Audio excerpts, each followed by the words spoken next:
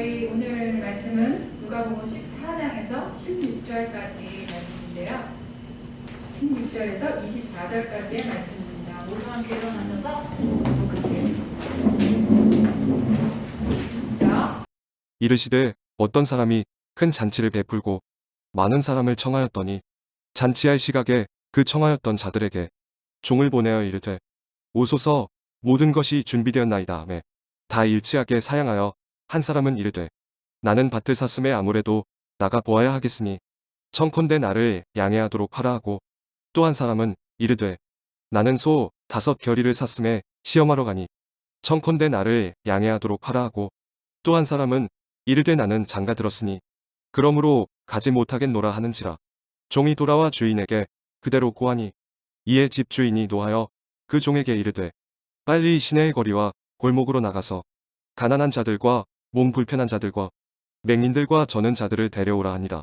종이 이르되 주인이여 명하신 대로 하였으되 아직도 자리가 있나이다. 주인이 종에게 이르되 길과 산울타리 가로 나가서 사람을 강권하여 데려다가 내 집을 채우라. 내가 너희에게 말하노니 전에 청하였던 그 사람들은 하나도 내 잔치를 맛보지 못하리라 하였다 하시니라.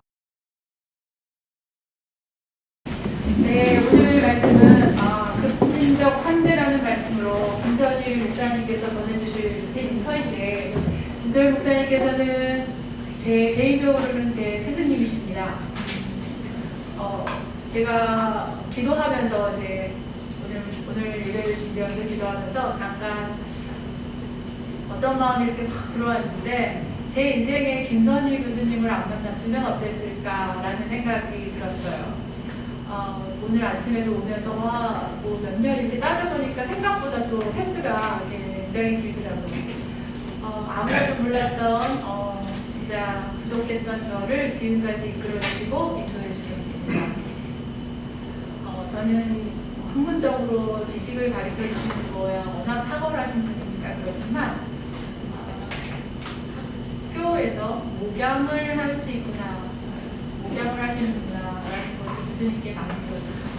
지금도 부족한 저에게 계속해서 인도해 주시고 저의 장점들을 계속 꺼집어내서 인도해 주신다고 생각해서 굉장히 저는 늘 감사하고 있습니다.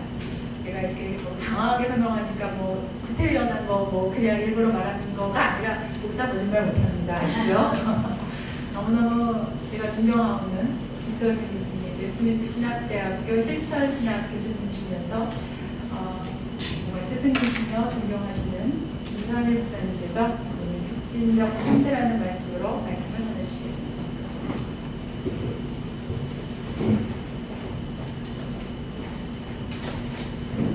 예, 반갑습니다. 이정남 목사님하고 만난 지가 벌써 횟수가 오래됐다는 것은 논문을 빨리 안 끝나신 분이시네요. 그렇습니다. 예, 그동안 저도 많이 들었고, 우리 오늘 또 이렇게 너무 훌륭하신 목사님들께서 공동으로 같이 이 장소에서 사역하시는데 너무 부족한 사람이 나와서 말씀을 전해서 하나님한테서 참 풍성스럽기도 하고 또 여러분께 부족한 사람을 들어서 주님께서 주시는 말씀을 같이 오늘 나눌 수 있는 기회가 되기를 바랍니다.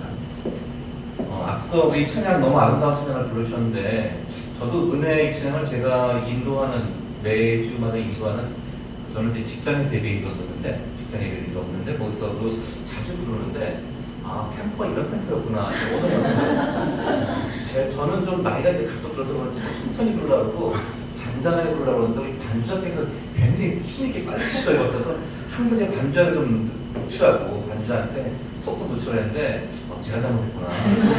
이게 아주 은혜로 경쾌하게 부를 수 있는 상황인데, 그리고 우리 문드란 머리 들어가서 한 20년 전에 그 미국에서 드레스데아스 하는 집회 갔다가 그때 같이 이제 배우고 그 당시는 굉장히 빵빵거리면서 쿵쿵하면서 막 율동도 힘있게 하면서 그렇게 노래인데 오늘 보니까 굉장히 클래식하게 격조 있게 부를 수 있는 찬양이구나. 이걸 전혀 지금 곡의 재해석을 오늘 경험하게 되었습니다. 너무 아름다운 찬양 감사합니다. 오늘 제 설교 제목이 급진적 환대인데 오늘 발표인데 너무 제목이 급진적이라는 생각이 들어서 우리 어린 친구들한테 좀 어렵지 않을까 생각이 들고 제가 또 이게 아마 제가 일반 교회, 전통적인 일반 교회 설교할 때는 제가 이 제목을 가지고 가지 않은 것 같아요. 제가 처음 이 제목을 가지고 왔는데, 그나마 또 우리 여기 교회와 우리 생각하신 목사님들께서 이해하시리라 믿고 좀 급진적인 제목을 가지고 왔습니다.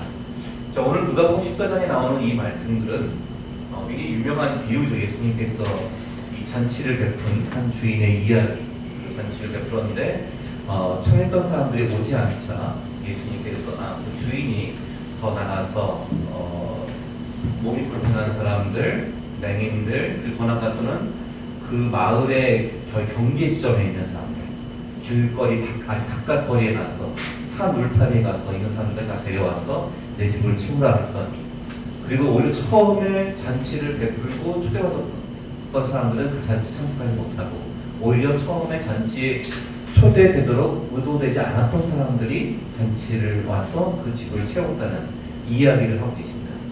사실 이 본문은 저로서는 제가 이제 학교에서 전도학, 선교학 이런 거 가르치는데 조금 고민되는 구절이 나와요. 23절에 보면은 우리 굉장히 자주 쓰는 구절이죠. 강권하여 들어가나 내 집을 채우라.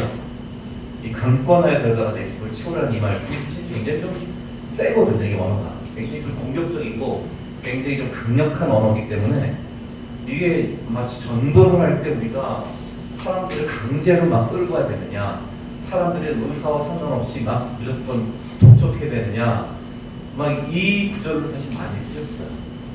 그래서 이 교회 역사에서도 이 구절이 좀 논란되었던 구절이에요. 그래서 우리가 이제 잘 아는 기독교 역사에서 가장 위대했던 우리 선생 중에 한 명인 성 어거스틴은 이 구절을 근거로 해서 당시에 그 이단들을 정지하고 공격하는 구절을 쓰고요. 또한 믿지 않는 이방인들을 전도할 때 강제로, 심지어 막 폭력을 동원해서라도 위협을 해서라도 전도하는 하나의 근거 구절로 중세 시대에는 이 구절을 많이 사용했어요. 그래서 특히 이제 정당한 전쟁론이라는 정당한 전쟁, 전쟁은 늘 비극이죠. 많은 사람이 죽어요.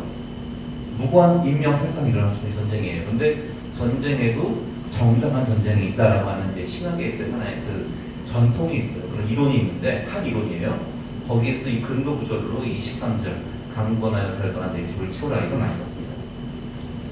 교회에서도 종종 이 구절을 많이 썼어요. 요즘은 제가 이 구절을 사용하는 데 많이 봤는데 옛날에는 교회 강단에 강권하여 들어가나 내 집을 채우라, 전도 열심히 하라는 하나의 막 독려하는 구절로 플랜카드를 교회 앞에 붙이고 그랬어요. 요즘에 그런 거 보셨나 모르겠습니다. 요즘 잘 사용 안 하는 것 같아요, 이 구절을. 근데 과거에 한동안 이게 굉장히 좀 강요에 의한 전도를 옹호하는 구절로 쓰이게 됐죠. 이 비슷한 이야기가 마태복음 22장에도 나옵니다. 이 누가복음 14장에 나오고 비슷한 비유가 마태복음 22장에 나오는데, 자, 마태복음 22장에서 이 비유는 비슷하게 잔치가 베풀어지고 손님들을 초대했는데 손님들이 거절해서 다른 사람들을 막 바깥에 있는 사람들 아무나 막 데려와서 잔치가 열리는 그런 이 비유가, 이 잔치 비유가 마태복음에 나옵니다. 근데 약간 차이는 있어요. 마태복음에서는 주로 유대인들을 대상으로 쓰기 때문에 특별히 예수님께서 이 마태복음에서 이 비유를 쓸 때는, 잔치의 비유를 쓰실 때는 그 유대인들 중에서도 예루살렘에 있는 그 성전의 제사장들이라든지 종교 지도자들을 대상으로 예수님께서 이 비유를 쓰셨어요. 그래서 정통 유대인들이 예수님을 믿지 않고 예수님을 거부하는 것을 빗대어서 말씀합니다. 근데 누가복음 14장, 우리가 오늘 읽은 누가복음 14장에서는 예루살렘이 아니라 예수님께서 갈릴리에서 예루살렘을 가는 사마리아를 지나가는 시점에 이 비유를 했어요. 그러니까 여기서 어떤 사람들입니까? 그렇게 성전의 제사장들, 종교 지도자들, 서기관들 이런 사람들을 대상으로 염두에 두고 향해서 말씀하시는 게 아니라 상당히 많은 사마리아에 있는 당시에 유대인들의 그 정통 유대인들의 하나님 백성의 범주에 들지 못하는 사람들, 소외된 사람들, 길거리 떠도는 사람들, 이 사람들도 염두에 두고 예수께서 이 말씀하시는 것은, 마태복음에서는 너희가 성전을 지킨다고 해서 너희가 대단한 종교인인 것처럼, 너희가 하나님의 백성인 것처럼 착각하지 말라는 그런 충고를 주시지만, 누가복음에서는 오히려 지금 너희가 비록 사마리아인일지라도, 너희가 비록 이방인일지라도, 너희가 비록 죄인일지라도 예수님 하나님의 잔치에 참여할 수 있다라고 하는 좀 더 이건 포용적이고 그들을 포함시키는 그런 차원으로 말씀을 하십니다. 예, 우리 세이브회 중에 이제 한국에는 디너처치라는 아주 지금 한국에서 창조이고 독보적인 교회를 하시는데 예, 디너처치인데 예수님께서 마태복음으로는 오찬이에요. 거기는 이제 점심 식사를 같이 하는 것으로 나오는데 누가복음에서는 이게 디너인지 오찬인지는 만찬인지 오찬인지 정확히 나오지 않고요. 예, 이렇게 이 잔치가 베풀어져 있죠. 비슷한 지금 이 식사 자리에 사람들을 같이 초대하는 자리, 우리 디너처치와 같은 비슷한 그런 맥락에서 예수님께서 이 비유를 드십니다. 그러니까 누가복음은 이 그리스 이방인들, 사마리아인들도 이 하나님의 잔치에 참여할 수 있다는 의미를 주고 있습니다. 예수님의 이 가르침 보면요, 이 하나님 나라가 무엇인가? 예수님이 주시는 구원의 그 열매를, 은혜를 누리는 삶이 무엇인가를 비유하실 때 잔치를 많이 이 소재로 주십니다. 잔치의 비유를 통해서 하나님 나라의 삶을 설명해 주십니다. 하나님 나라는 무엇과 같다? 잔치와 같다. 예수님께서 친히 마태, 레위, 원래 레위였죠. 그리스 조선 레위의 셈이었던 그 레위 마태의 집에서 죄인들을 초대해서 잔치를 베푸셨다. 삭개오, 누가복음 19장에서 삭개오의 집에서 죄인들을 불러서 세리와 죄인들을 불러서 잔치를 베푸셨다. 그래서 예수님께서는 좀 경고망동한다는 비판을 받고 있습니다. 왜냐면 우리가 잔치를 베풀 때는, 파티를 할 때는 나와 친한 사람들을 부르잖아요. 나의 동료들을 부르잖아요. 나의 친구들을 부르죠. 가족들을 부르죠. 나와 같은 부류의 사람들을 불러서 잔치를 한단 말이에요. 내가 싫어하는 친구를 내 생일에 초대하기 싫죠. 나랑 사이 나쁜 친구, 나 괴롭히는 친구를 잔치에, 파티에 초대하겠어요? 못하죠. 예수님께서 잔치를 베푸시고 잔치의 사람들을 초대할 때 거기에 세리와 죄인들과 창들이 왔다는 것은 예수님이 그들과 동급으로 취급될 수 있는 비난을 받을 만합니다. 그런데 그것이 바로 하나님 나라의 성격을 보여줍니다. 오늘 본문 16절과 17절 보면요, 이제 큰 잔치를 베푼 사람이 얘기가 나옵니다. 큰 잔치를 준비했습니다. 마태복음 보면은 그 아들의 혼인 잔치가 큰 잔치를 베풀어서 사람들을 초대했습니다. 많은 것을 준비했어요. 근데 무슨 일을 합니까? 사람들이 일제히 사양을 거절을 해요. 잔치에 이미 초대받기로 이미 예정된 사람들. 잔치 시간이 되어서 주인이 종을 보내어서 이제 다 음식 차려졌으니까 오세요라고 종들이 가서 사람들을 오라고 지금 데려간 거예요. 갔더니 이 사람들 다 거절을 해요. 이미 초대받기로 잔치에 참석하는 거의 예정된 사람들입니다. 굉장히 무리한 거긴 하죠. 우리 성경의 그 에스더서를 보면은 그 왕이, 아하수에로 왕이 계속 잔치를 베풀고 그 첫 번째 왕비였던 와스디에게 나오라 했더니 와스디가 거절을 하죠. 그것이 와스디가 소위 그 왕비의 자리에서 폐위되는, 쫓겨나는 그 발단이 돼요. 그 사건이. 굉장히 무리한 거죠. 지금 이 잔치에 오기로 한 사람들이 거절을 해요. 근데 거절하는 이유가 뭡니까? 누구는 밭을 사서 보러 가야 한다. 누구는 소를 사서 보러 가야 한다. 누구는 장가 가야 한다. 자, 여기 보면 다들 이유된 게 뭐냐면요, 자기 다 지금 생업을 위해서, 자기의 먹고 살기 위해서, 그 일반적인 생활을 위해서 필요하다는 것들,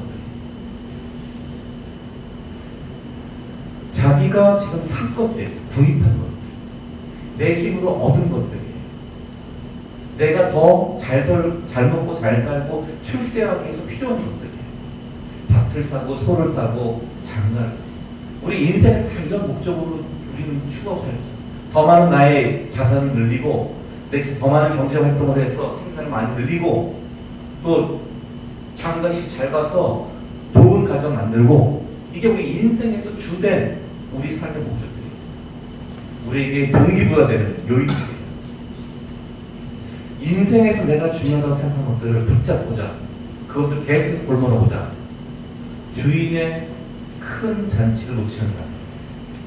자, 주인께서는 잔치를 다 성대히 준비했어요. 그냥 베푸세요. 아무것도 거저 그냥 주시는 거예요. 값없이 베푸는 거예요. 사람들은 자기의 노력과 자기의 애씀으로 그리고 자기의 수고로, 자기의 계획으로, 자기의 목표로, 목적을 세워서 자기 인생을 채우겠다고 거절합니다.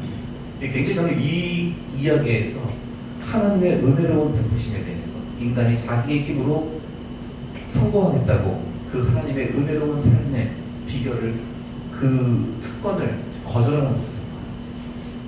자, 사람들이 거절합니다.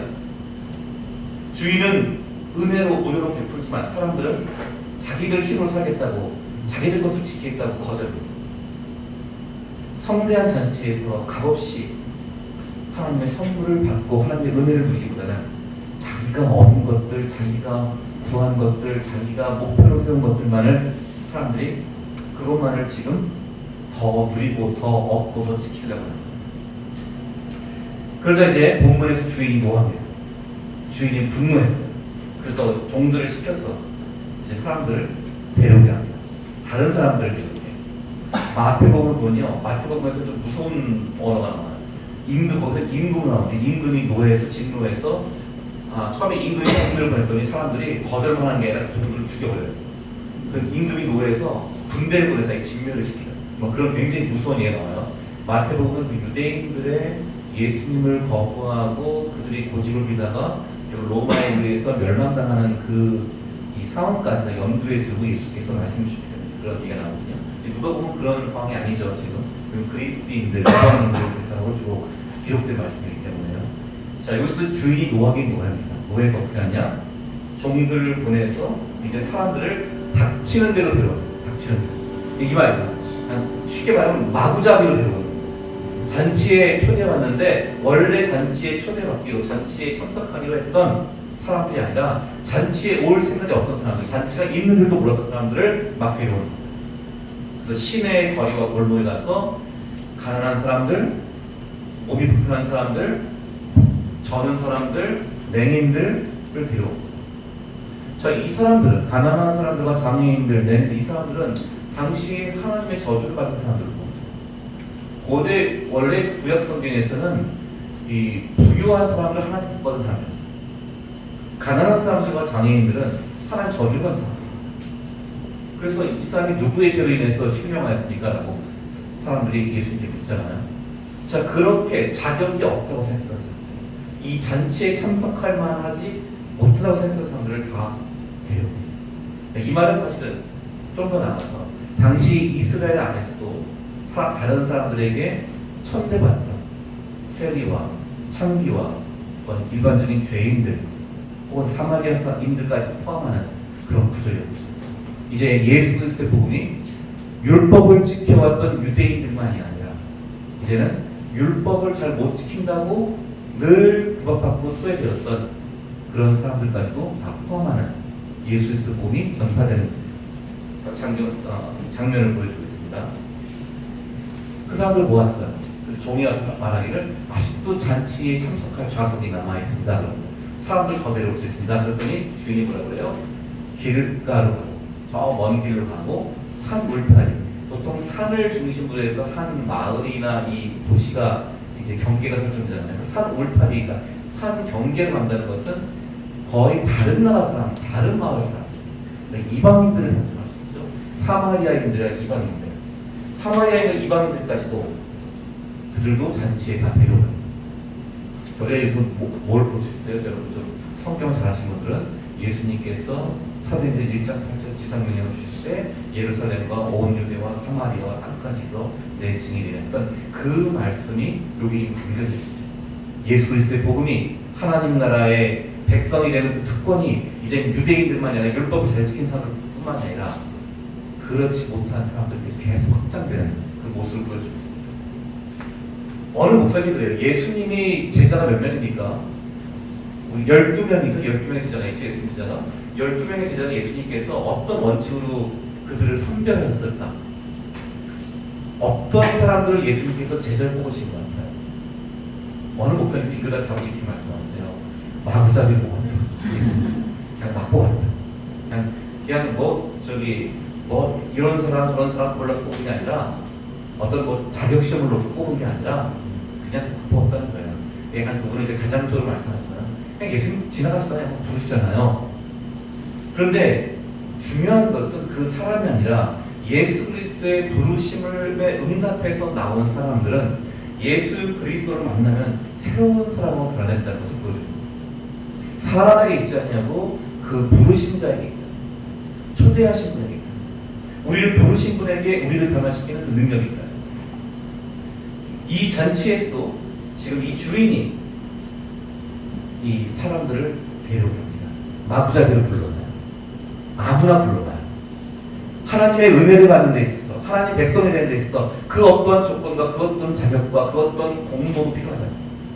우리 모두가 있는 그대로 내 모습 그대로 하나님의 백성이 되고 하나님의 사랑을 받고 하나님의 은혜를 누리는 자가 될 수 있다. 그런데 어떻게 되려고 마지막에 23절 제가 처음에 딜레마라고 했던 구절, 강권하여 변화되는 거죠. 자, 이게 이 말씀 그대로 보면 이제 그 사람들 지금 시간한테도 막 억지로 데려가는 거 아니에요? 그죠? 지금 장애인들이나 가난한 사람들이나 이방인들이나 떠돌이들이나 이런 사람들을 데려오는데 억지로라도 데려가요. 그러니까 우리 전도할 때 이렇게 강제로 해야 된다 이렇게 많이들 얘기하는 거예요. 근데 여기서 이 강권하라는 말은 어떻게 쓰였느냐? 성경을 보면요, 이게 몇몇 용례가 있어요. 강권하라는 말을 쓰는 용례가 있는데 주로 성경에서 이 쓰이는 단어, 우리 한글 성경으로는 뭐하냐면 억지로라는 말 써요. 억지로. 바울이 말하기를 내가 억지로 유대주의자들, 그러니까 바울이 복음을 전할 때 유대주의자들은 율법을 지켜야 한다, 할례를 받아야 한다라고 주장했거든요. 예수 그리스도를 믿더라도 율법은 지키고 할례는 받아야 한다라고 주장했던 사람들이 있었어요. 그래서 바울과 싸웠어요, 이 사람들이. 그 사람들이 뭘 했냐면 디도라고 하는 바울의 제자를, 그리스인이었죠. 이 디도를 억지로 할례를 주라고 했어요. 억지로. 그러니까 자신들의 본의와 달리, 자신들의 성향과 달리, 혹은 바울이 이 자기에 대해서 변호할 때 이런 말이에요. 사도행전 28장에서는 내가 유대인, 내 동족 유대인들과 싸우려고 하지 않는다. 동족 유대인들 내가 비난하는 것이 아니다. 그런데 불구하고 바울이 동족 유대인들과의 분쟁이 붙어서 가이사라는 로마 황제에게 상소를 했어요. 그러니까 로마 황제의 법정에 가야 되는데 바울이 그것을 내가 동족 유대인들을 미워하거나 다투려고 하는 것이 아니라 그들이 나를 죽이려고 하기 때문에 할 수 없이 마지 못해 내가 상소했다 가지고 요 말을 써요. 마지 못해. 그러니까 마지 못해 혹은 억지로, 그러니까 나의 본성과는 달리, 내 관습과는 달리, 내 성향과는 달리 해야 되는 일을 쓸 때 이 강권하여, 이 헬라어로 이제 아나카소니라는 말을 쓰는데 그 말을 써요. 자, 그러면 여러분 이 추론을 해보세요. 사람들을 잔치에 불러와야 돼요. 가난한 사람들, 장애인들, 혹은 당시에 소외된 사람들, 당시에 무시받던 사람들, 혹은 이방인들, 사마리아 사람들, 이 사람들을 잔치에 데려오는데 그 사람들이 어떨까요? 그 사람들 스스로 자기가 잔치에 참여할 만한 자격이 있다고 생각할까요? 그렇지 못할 거예요. 그 잔치는 즉 하나님의 백성이 되는, 하나님께 인정하고 하나님의 은혜를 입는 그 자리는 오히려 지금까지 율법을 잘 지켰던 사람들, 바리새인들, 서기관들, 제사장들, 그렇게 겉으로 볼 때 종교적으로 경건하고 선하게 살아고 큰 죄 안 짓고 살았던 사람들이 하나님 앞에 설 수 있지, 하나님 잔치 참여할 수 있지. 우리같이 죄 많이 짓고 우리같이 할례 받지도 않은 사람들, 우리같이 우리 같은 이방인들이 어떻게 그 잔치에 참여할 수 있겠냐.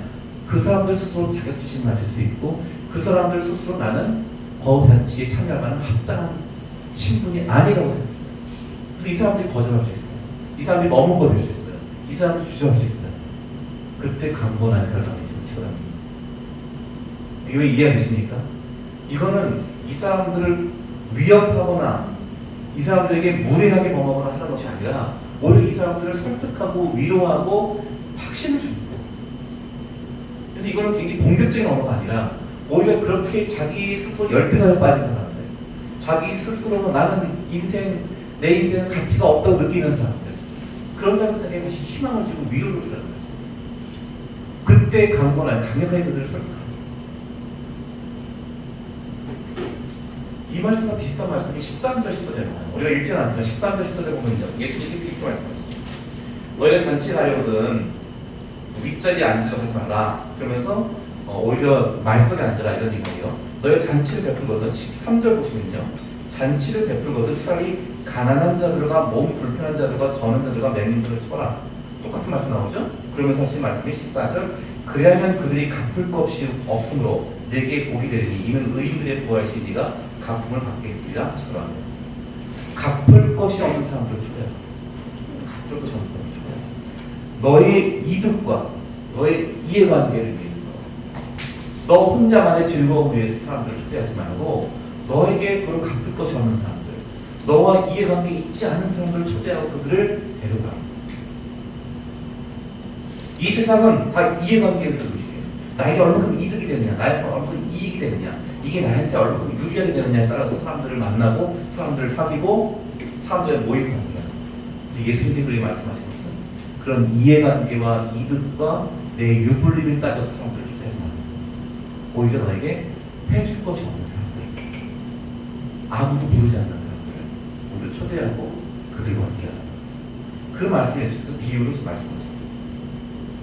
지금 여기서 이제 강권하여 들여다 내 집을 치고라. 강권하라는 말씀은 방법이 아니라 대상을 가리킵니다. 아시겠습니까?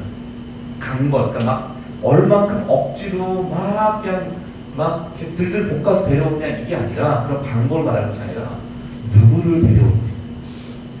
더 나아가서는 누구와 우리가 이웃이 되고 누구와 친구가 되고 누구와 같은 그리스도 안에서 교제를 할 것이냐. 우리는 항상 우리가 편한 사람들, 우리가 친한 사람들, 우리가 비슷한 사람과 어울리고 싶어요. 그리고 예수께서는 오히려 그게 아니라 많은 사람들이 배제하려고 하는 자들, 많은 사람들이 소외시키려고 하는 자들, 많은 사람들이 관심을 주지 않는 자들에게 우리의 관심과 우리의 사랑을 베풀는 거예요. 자기가 아프고 나는 가난하고 나는 죄가 많아서 나는 자격이 없다고 생각하는 사람들을 하나님께서 그들을 여전히 사랑하시고 그들을 귀하게 보시고 하나님께서 그들을 여전히 지켜주신다는 것을 알려주는 거예요. 최근에 이 신약 성경을 연구하는 그 이제 학계에서 초점이 지금까지는 뭐가 많았냐면요. 우리가 어떻게 구원받을 것인가, 이게 어떻게 구원받을 것인가에 대한 관심이 많았어요. 그러니까 인간의 율법이나 인간의 의로운 행동이 아니라 오직 그리스도의 은혜로 구원받는다. 그 구원받는 방법에 대해서 막 관심이 많은데 최근에는 어디에 관심이 많으냐? 누가 하나님 백성이 될 수 있느냐? 누가? 그러니까 how가 아니라 who. how를 어떻게 하죠? who는 누구죠? 왜냐? 예수님의 가르침은 주로 유대인들만 향해서 유대인들만이 구원받는다 생각하고 그 유대인들이 구원받기 위해서 어떻게 되느냐를 주로 사람들이 궁리했는데 예수님은 유대인이 아니라 유대인만이 아니라 이방인들도 할례받지 못한 사람도 죄인들도 하나님의 백성이 될 수 있다는 겁니다. 어떻게가 아니라 누구와 함께. 더 나서서 이 성경을 여러분 보시면요, 신약 성경 쭉 보시면 유대인들과 이방인들의 화해가 굉장히 자주 나와요. 그게 되게 중요한 관심사입니다. 유대인들만의 특권이지, 유대인들만의 자기들만의 선민주의에 빠져있던 당시에 그 유대교에서 이제 기독교 전환되는 그 시점부터 이제는 만인에게 열린 종교로 바꾸는 거였어요. 그래서 오늘 이 말씀은 우리가 누구와 하나님 백성이 될 것인가, 누구와 함께 할 것인가. 아까 말한 잔치라는 것은 이게 호스트와 잔치를 베푼 사람과 잔치에 초대받은 사람들이 거의 비슷한 부류라는 것을 증명합니다. 내가 누구의 잔치 초대받았다 하면은 내가 그 사람과 같은 존재다 이거예요. 그런데 반대로 이 동네에서 열리는 잔치에 대통령을 초대할 수 있겠습니까? 국회의원을 초대할 수 있겠습니까? 개인의 잔치에 그게 안 되면 못하죠. 이게 다 와야 되는 거예요. 이게 다 무너지는 거예요. 이 잔치에서 아무나 데려갈 것은 굉장히 큰 의미가 있어요. 우리가 밥 먹는 자리, 우리가 잔치의 가장 단순한 의미는 밥 먹는 자리죠. 식사할 때. 여러분, 제가 종종 이런 비유를 해요. 우리 식사에 제일 먹기 힘든 식사는 뭐예요? 제가 이 질문을 했다고 뭐 콩밥이라던데 어디 감옥에 다녀가지고 콩밥이라던데 그게 아니라 내가 굉장히 어려운 사람도 못 먹잖아요. 내가 싫어하는 사람, 불편한 사람 못 먹기 힘들잖아요. 굉장히 내가 어려운 사람하고 밥 먹으려면 굉장히 소화가 안 되죠. 막 식사를 못할 사람 많아요. 네. 특히 뭐 식사 자리에서 또 훈계를 막 누르는 사람들이 있는데, 그럼 저 아는 분도 정말 같이 식사하다가 막 거의 막 이 소화를 못해갖고서는 거의 얹히더라고. 왜냐면 굉장히 비싼 뷔페 갖고서는 거기서 막 훈계를 들으니까 소화를 못해갖고서는 나중에 막 그냥 그 비싼 거 다 손도 못 대더라고. 우리가 나하고 편안하지 못한 사람들, 나하고 정말 마음을 같이 내가 나눌 수 없는 사람도 식사하기 힘들죠. 자, 우리가 함께 잔치에 초대한다는 것은 더 큰 우리가 하나님께서 그들과 화해하시고 그들을 사랑하시고 그들을 수용하시고 용납하시는 분이다. 하나님과 자녀의 관계가 있다. 두 번째로는 여기서 이 강건하여 들어간다는 의미는요, 바로 이게 오늘의 설교 제목인 급진적 환대라고 합니다. 누구를 환대할 것인가? 자, 환대라는 것은 내가 손님으로 따뜻하게 맞이하고 돌봐주는 것. 누구를 우리는 우리 인생에서 누구와 친구가 되고 누구와 이웃이 되고 누구와 함께 밥을 먹고 누구와 교제를 합니다. 여기서 급진성이 있어요. 내가 지금까지 편하게 생각한 사람, 내가 지금까지 나하고 잘 맞는다고 생각한 사람, 우리와 사회적인, 정치적인, 혹은 뭐 문화적인, 혹은 정치적인 인식이 비슷한 사람들만 내가 어울리려고 합니다. 그것을 넘어서는 게 급진적 환대. 환대라는 것은 타인을 나와 동등한 구성원을 해요. 타인에게 동등한 자격과 권리를 인정합니다. 자, 우리가 우리 한국 사회에서 이 환대를 우리가 베풀어야 할, 실천해야 할 대상들이 당장 눈에 보이죠. 외국인들이 있죠. 우리 외국인들에게 종종 똑같은 권리를 주지 않는 거예요. 그 권리를 제한시키고 잘한다고 생각해요. 네, 우리 학교에서 항상 논쟁이 이런 게 일어나요. 외국 학생들 왜 더 장학 많이 줘요? 이거 늘 분쟁입니다. 한국 사람 자금 주는 건 뭐 말이 없는데 외국 학생들한테 뭘 좀 더 해주면은 그거 되게 불편해하는 것도 있어요. 자, 세상은 그럴 수밖에 없어요. 타지인이 와서 나의 권리와 내가 누려야 할 것을 뺏는 것이 보이니까 사람들이 그것을 경계할 수밖에 없어요. 그 세상은 그래요. 근데 기독교 공동체 여기서 급진적 환대가 필요합니다. 사람을 국경이나 나라나 민족이나 그 어느 것으로 가리지 않는 게 기독교예요. 장애인들에게 우리가 지금 굉장히 환대를 베푸지 않겠습니다. 지금. 여러분, 뭐 내가 우리 장애인 비하거나 차별하지 않는데 뭐 그랬을까? 아니에요. 장애인들은 이동하는데 힘들어요. 여러분 학교 가는데 직장 가는데 여러분 불편함을 느낍니까? 내가 어디 버스를 타거나 지하철을 타고 가는데 불편을 느낍니까? 우리 못 느끼죠. 그거 내가 지금 내 장소에서 다른 목적지로 가는데 그게 스트레스 받아요? 아니 저기 가기 싫어서 스트레스 받는 거 말고 내가 버스를 타거나 기차를 타는 게 뭐 그게 되게 어려운 일이에요? 아니잖아요. 근데 장애인들은 그게 힘들잖아요. 버스를 마음대로 못 타요. 지하철 타다가 리프트에서 추락 사고도 있었어요. 아무도 안 들어보기 때문에. 그걸 누구도 그 안전을 생각 안 하기 때문에.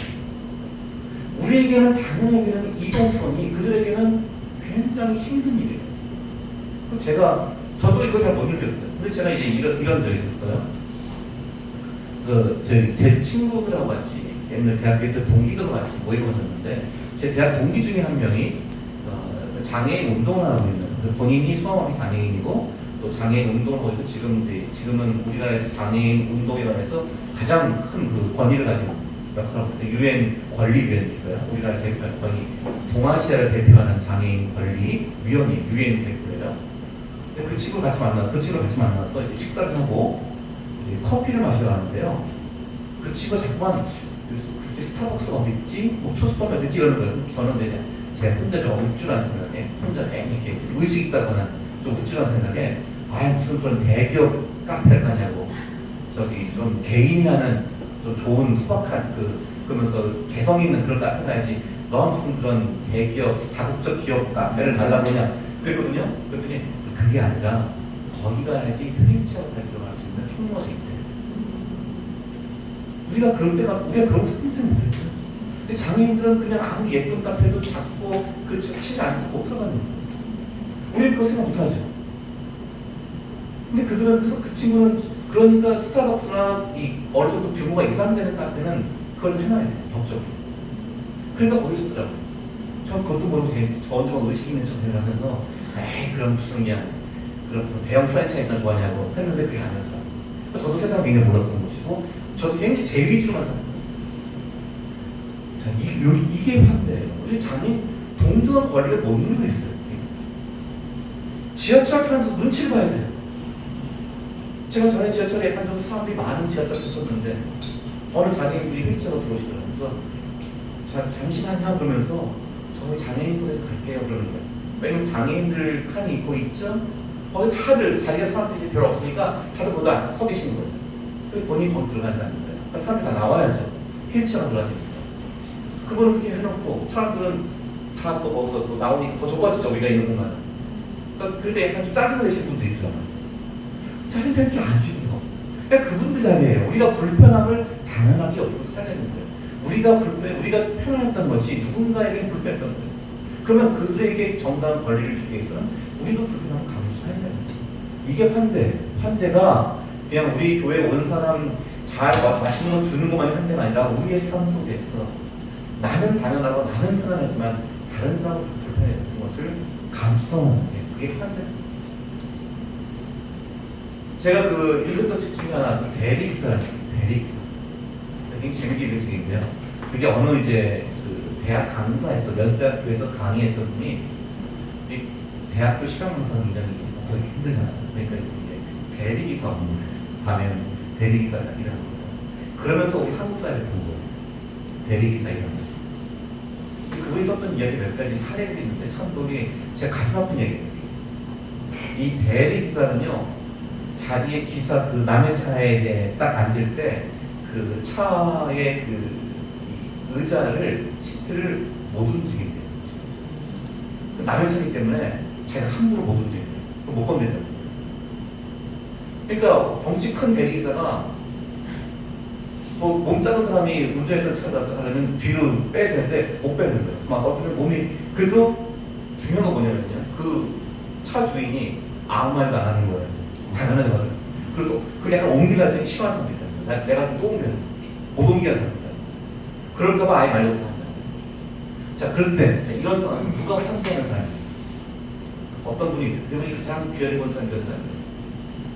제가 딱 대리 운전을 앉았을 때 그 주인이 차주께서 선생님 차에 가서 생각하고 편안하게 운전하십시오.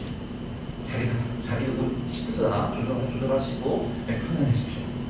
그런 말씀 한번 해주는 사람이 제일 귀하다.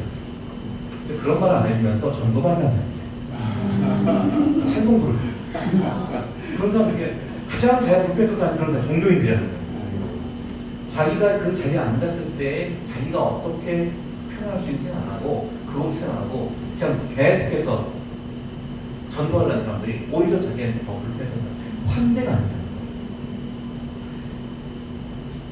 여러분 이 환대라는 것은 초기 기독교회가 성장했던 가장 중요한 동력이 됐습니다. 오늘날 교회는 이 환대의 정신입니다. 오늘날 사람들은 환대를 되게 중요하게 여기는데요. 사실은 환대를 안 한다고 해요. 오늘날 사회가 사람들이 어떻게 모이느냐, 공동체가 어떻게 형성되느냐, 주로 취향, 선택, 혹은 그 취향과 선택을 중심으로 자기 파티 문화가 나랑 같은 사람, 나랑 비슷한 사람들이 모이겠다. 동호회가 많아지죠?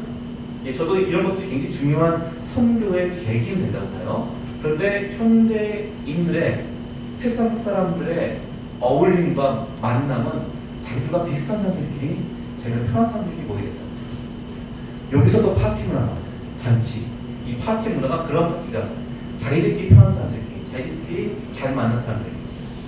저도 저희 아내가 몇 가지 밴드를 하기 때문에 저도 지금 가보면 굉장히 회원자들이 아주 정해져 있어요. 그래서 우리의 이 회원의 이 밴드 모임의 이 분위기를 해칠 사람들 다 강퇴시켜요. 강퇴가 되게 중요해요. 회원들 굉장히 중요해요. 그럴 수밖에 없죠. 자기가 그냥 좀 지친 마음을, 외로운 마음을 좀 같이 달래고 마음 나눌 사람들 만나고 싶은데 불편한 사람들이 있으면 싫잖아요. 예언 사람도 싫잖아요. 이익과 편안함을 추구하는 사회. 제가 이 사회가 나쁘다는 게 아니에요. 그럴 수밖에 없으니까 이해해요. 저도 그런 마음이 있으니까. 근데 교회는 그 이상이에요. 하나님 나라의 이 잔치는 그 이상이에요. 교회는 나와 다른 사람들, 나와 다르게 살고 있는 사람들, 내가 낯선 사람들에 대해서도 그리스도의 은혜 안에서, 그리스도의 하나님의 사랑 안에서 그들과 동료가 되고, 그들과 이웃이 되고, 그들과 교제하는 일에 헌신하는 것이 교회예요. 그래서 급진적한다는 것입니다. 그런데 이러한 일을 누가 하셨냐? 예수께서 했어요. 예수께서는 우리가 하나님과 원수 되었을 때, 우리가 하나님을 알지 못했을 때, 우리가 하나님을 믿지 않았을 때 우리를 먼저 찾아와 주시고 사랑하시고 우리를 그의 자녀로 삼으셨습니다. 아무것도 아닌 우리를 살리시고 우리를 그의 친구로 삼으시고 우리와 함께 동행하시고 우리를 연합하시는 분이 바로 예수 그리스도십니다. 급진적한 데 모델은 바로 예수 그리스도. 그러니 하나님 나라는 파티인이라는 책이 있어요. 우리 보에서 디너처치 교회에서 혹시 그 책을 읽고 어떤 영감을 받았는지 모르겠는데 하나님 나라는 파티인이라는 책이 있어요. 토니 캠프로라고 하는 아주 그 유명한 미국의 사회학 교수인데 사회학자인데 또 목사님이에요. 굉장히 설교도 아주 의대롭게 아주 그냥 힘있게 하시는 그 토니 캠프로라고 하는 목사님이신데 그분이 쓴 책이 하나님 나라는 파티인이라는 책인데요. 그 책의 첫 번째 나오는 본인의 그 이야기가 하나 있어요. 그게 하와이에서 열린 생일 잔치라고 그 이야기인데 이게 저는 옛날에 토니 캠프로의 그 강연을 직접 듣고 그 얘기를 듣고 굉장히 감동받았었는데 이 책으로 나온 다음에 내가 이 비유를 또 제일 잘 드신 분이 이동원 목사님이니까 근데 이 비유에서 토니 캠프로라는 분이 하와이에 가서 이제 어떤 특강 강사로 초대받은 거예요. 근데 이분은 이제 필라델피아에 계시기 때문에 하와이까지 거의 6시간? 5시간 정도 시차가 그러니까 이분이 이제 시차가 있으니까 그 다음날 강의가 특강이 있는데 잠을 잤거든요. 일찍 잔 거예요. 늦게 잤나? 이쪽이 먼저. 하여간 시차 때문에 새벽에 잠이 다 깨버린 거예요. 이분이. 새벽 1시에 이때쯤에. 그래서 그냥 하와이 그 해변가를 쭉 걸었어요. 산책을 했어요. 산책을 하다 보니까 저쪽에 카페 하나 불이 켜 있는 거예요. 그래서 카페에 들어갔어요. 카페에 들어가서 이렇게 자기가 내일 강의할 것도 좀 생각하면서 준비하면서 앉아있는데 갑자기 여자분들이 옷을 굉장히 화려하게 입은 여자분들이 우르르 들어오는 거야. 근데 보니까 이제 대화하는 거 보니까 이분들이 대화가 거칠어요. 이야기하는 내용이 굉장히 거친데 이제 이분들이 근처에 술집에서 얘기하시는 거예요. 그러니까 이 토니 캠프로 목사님이고 사회학 교수고 하니까 그분들 뒤에서 막 웅성웅성 얘기하는데 굉장히 좀 낯설잖아요, 이분한테. 근데 막 얘기하는데 워낙 낯설다 보니까 혼자 있으니까 그쪽 귀가 가는 거예요. 무슨 얘기가 나는데. 근데 서로 막 이야기하는데 여자분들끼리 얘기하는데 누가 얘기할 때 그러는 거예요. 나 오늘 생일이네 그러는 거예요. 그러고 보니까. 그런데 오늘 생일이네 하니까 다른 여자들이 그럼 너 오늘 생일 파티 하겠네? 어떻게 하냐 했더니 생일 파티 안 해본 지가 벌써 20년이 넘었다. 내 생일 이렇게 그런 적 없다. 그러니까 다들 아이고 불쌍하다면서 그냥 같이 하면서 신세한탄 하는 거예요. 우리 다 서로 가정에서도 가난한 데서 살았고 부모도 버림받았고 우리를 누가 알아주냐면서 막 이렇게 푸념하다가 이제 떠났어요. 그 다음에 이 토니 캠프로라는 분이 그 카페 그 주인을 간 거예요. 가서 저기 주인한테 아까 왔던 분들 다 아시는 분이냐고 다 아는 분들이냐 늘 이 시간에 오는 분이냐 이 시간에 오는 분이냐 카페 주인이 이제 의심 어린 눈치를 보는 거죠. 이놈 왜 물어보나 이거 같이. 그래서 저 중에 아까 무슨 옷을 입은 그 아가씨가 누구냐고 했더니 주인이 더 의심하죠. 이상한 놈이 그랬더니 걔가 이름이 혹시 아냐고 했더니 아그네스라고. 근데 그분 어떤 분이냐고 했더니 되게 좋은 분이라고. 그러니까 너 저거 왜 물어보냐고 이제 그 주인이 의심해서 추궁했더니 내가 저 분을 위해서 오늘 밤에도 그 다음날 밤에도 이분이 또 오신다면은 내가 저분을 위해서 생일 파티 해주겠다고 그런 거예요. 카페에서 해줄 수 있겠더니 주인이 깜짝 놀라서 정말 좋겠다고. 제가 너무 착하고 열심히 사는 애인데 한번 생일 잔치를 해주겠다고 해서 그럼 자기가 생일 파티 비용을 낼 테니까 당신한테 좀 준비해 줄 수 있겠냐. 그래서 둘이 같이 준비를 한 거예요. 생일 파티를 위해서 장식도 하고 케이크도 가져오고 그리고 그 주인은 카페 주인은 다른 친구들한테 알려줬어요. 깜짝 파티를 되니까. 그리고 이제 딱 시간이 되어서 또 그 여성분들이 들어왔습니다. 그래서 딱 들어왔는데 갑자기 생일 파티, 막 해피 버스데이 아그네스 무슨 큰 장식이 되어 있고 무슨 폭죽을 터뜨리고 그 다음에는 케이크를 들고 와서 막 생일 축하 노래를 불렀어요.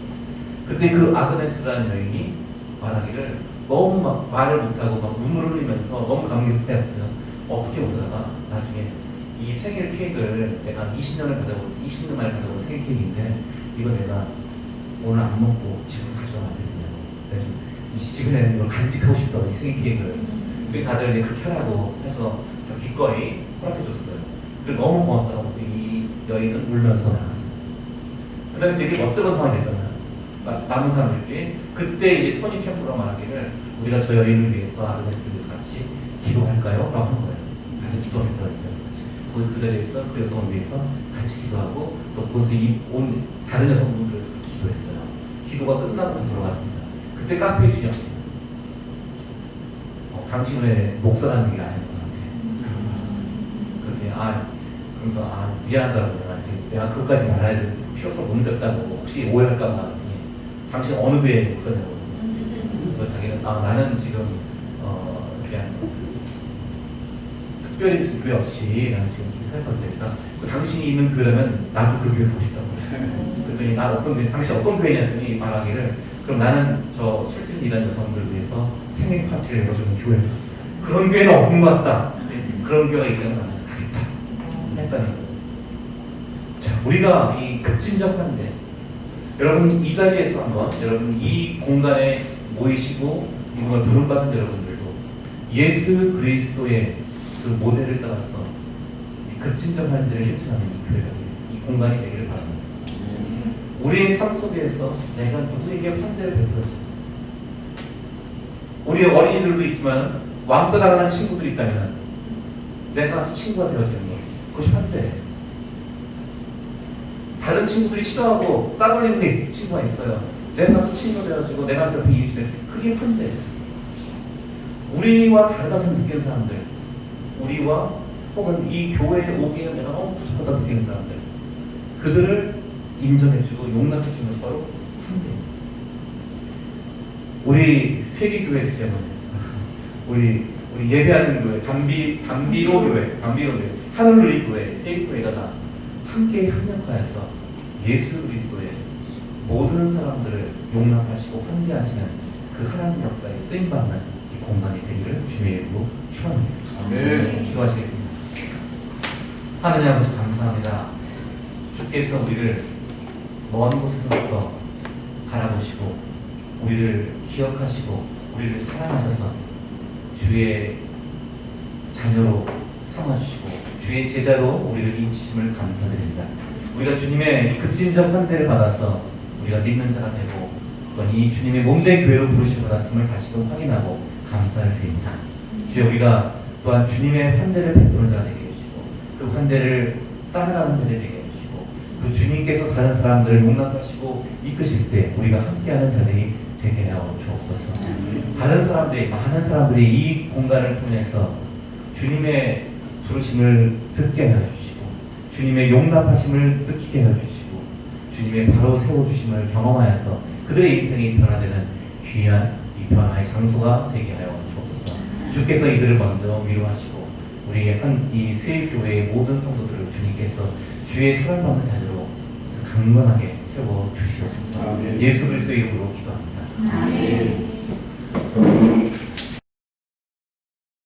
죽던 우리 눈을 두고 서로 얼굴을 쳐다보면서 이렇게 기도하도록 하겠습니다. 저를 따라서 하겠습니다. 지금은 예수 그리스도의 은혜와 하나님의 사랑과 성령의 인도하심이 옆에 있는 형제와 옆에 있는 자매와 우리 교회 위에 영원토록 함께 하시기를 축복합니다.